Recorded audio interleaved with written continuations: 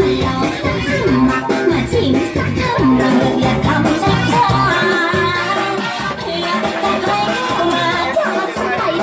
ดีโอ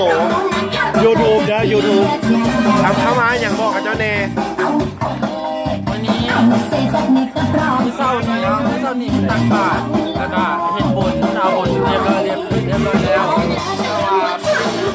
ราคาน้องมีการบ้านน้ำเลยจ้าบ้านน้ำเลยหาร้านเต้น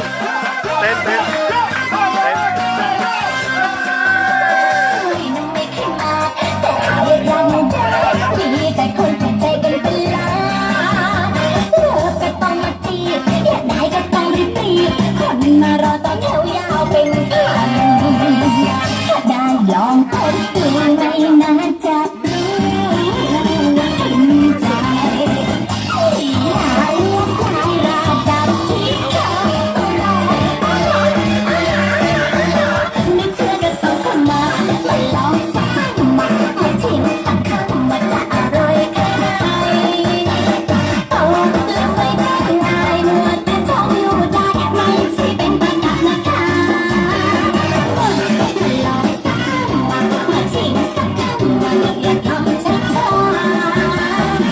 อย่าบอกใครเข้ามาความจริงใจต่อหน้าตัวและว่าเคยจะเสีย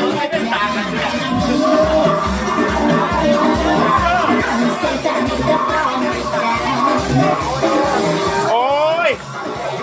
ได้เอาเอฟเอ็มให้มาทีเลยนะ โตกับเจ้าเหลียวเห็นคุยกันนะ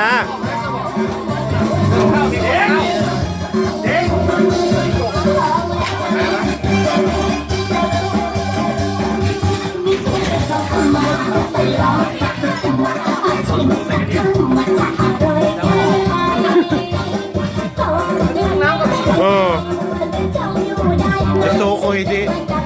แล้วก็โชว์คนกับเป็นมาแต่ว่าลง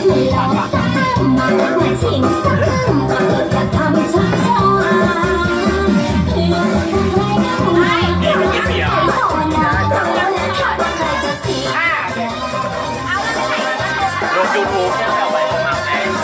แล้วน้ำมันเรือมันอะไรกันไหน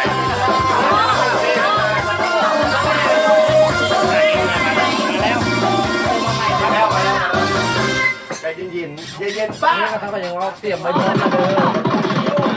ยแล้วก็จะเขียนใส่มาเตรียมไว้พร้อมเตรียมไว้ให้มันเป็น